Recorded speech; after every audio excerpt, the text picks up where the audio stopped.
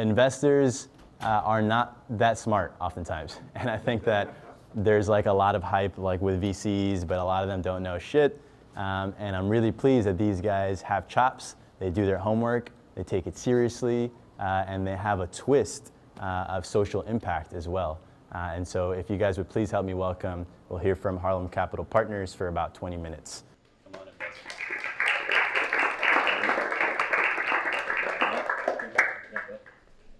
I want you to give us a brief background. We'll keep it to like 1-2 minutes. You guys can take turns. Like, who are you? What's your background? Why should we care about what you have to say? Love it, love it. So I'm Brandon. I'm from Cleveland, Ohio. I went to the Ohio State University. When I graduated with a degree in economics, came to New York to be an investment banker. Did that for about 2.5 years. During year 2, I just really wasn't feeling it, so I started to go back to things that I had passion in. One of them happened to be menswear. You know, I think that I'm fairly well dapper. So I knew I wasn't going to quit Wall Street to start a men's shop, so I started just being a thought leader in it. Started a blog and things of that nature. Within about 3 months, GQ had picked it up. Within 4 months, we had a full spread in GQ. And then within about 11 months, I left my job, started running social at an agency with a mentor, started running my blog full time. And then I partnered up with a bunch of my buddies from the Wall Street game. We started Harlem Capital Partners. Hey guys, I'm Henri from Detroit, Michigan. I went to Northwestern undergrad, also econ major, did investment banking with Brandon. Did 2 years at Bank of America, real estate and gaming group. I now work at ICB Partners, private equity firm, the second largest black-owned private equity firm in the U.S. Luckily, I have some pretty good friends. Brandon, my coworker, his roommate, another friend. We decided to start Harlem Capital Partners about a year ago. So I mean, it's been a pretty great experience. We've seen a lot of companies, met a lot of founders, and realized pretty quickly there's a lot of founders in Harlem particularly, and in just New York. So we think this is kind of the next place to be. We're kind of interested in meeting as many founders as possible. What is the difference between, first of all, like an angel investor, a VC, and you guys work in private equity? So what are the differences there? We can start there. So I mean, for angels investors, it's really early on, early company, maybe you're an incubator. VC is mostly focused on the tech space. Private equity, which is why I work in, you're talking more mature companies. You probably have at least $1 million, $5 million of revenue if you're kind of on the small side. You get to go to the bigger companies like KKR, TPG, $1 billion in revenue. So for PE, the cash flow is very important. The VC space, and maybe eyeballs or touches. What's the how many people are you seeing? So there's a lot of different methods that people are using to value companies. So moving to that kind of HCP side, we're an opportunistic fund, right? So we don't want to just focus on tech companies because we have private equity experience and investment banking experience. So we want to kind of utilize our specialties and what we are good at. And so we look for companies that may be focused in the tech space but have generate cash flow or have some kind of revenue stream or have the potential. I think that's a great answer. To build off of that, I think the primary difference is that an angel investor invests their own cash. An angel investor is a rich individual, oftentimes has zero idea about tech or anything, and they're just like rich doctors and lawyers who, frankly, just want some cool shit to talk about at cocktail parties. Kicking right over to you, Brandon.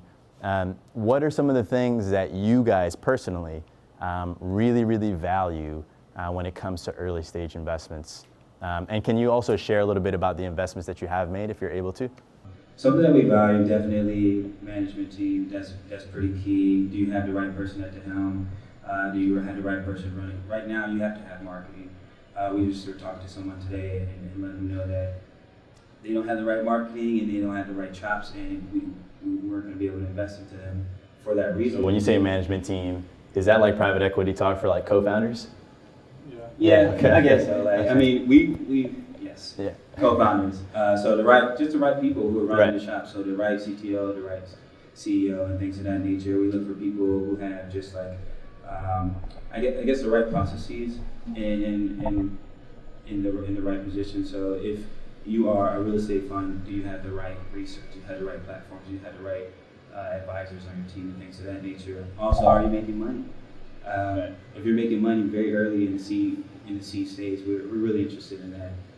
because you already have a proven concept, and then to add us on and add other advisors on, we think that we can bring value and things of that nature. So real quick, in closing, share with the audience what you'd love to be seeing more of and how they can reach you and what's the best way to pitch you guys. So I think number one that we want to see more of is revenue.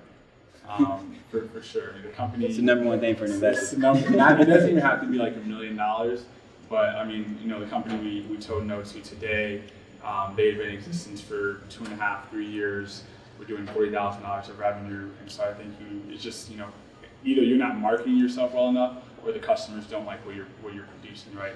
If it's early enough where you're within 3 to 7 months, and maybe you can have that argument. But if you've been in business for over a year, it's tough to an investor to really say, customers just don't know yet. They're gonna want this product more. So I think the revenue is really important.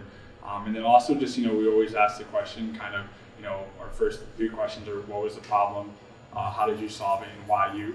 And I think the why you part sometimes gets people in terms of, okay, this is a great idea, but why particularly are you the founder to be leading this? Which is why a lot of times the founders end up not being the CEO, right? And so we really want to make sure that you're the person to kind of take this forward, because right now a lot of companies are getting overvalued. A lot of investors see that, and so we're going to be more stringent on how we decide to allocate our capital. So revenue is kind of a quick and easy way, but once you get past that, it really gets down to, do I believe this is the right person to take the business, and what have you done, to surround yourself with the right people? So know your numbers, have your expertise together, and let us know why. Marketing, how are you going to get people to see these things? It's just too much noise out there. So how are you going to cut through the noise? How many users do you have? What's the churn? All these different things, because everyone's jumping from 400,000 to 3.4 million to 20 million to 50 million in the first 5 years of their company. And it's just tough. So I would say just be a little bit more humble. Don't follow all the crowds. When you don't follow the crowds, you can actually stand out and just understand those numbers, please. Awesome. Give it up for Harlem Capital Partners.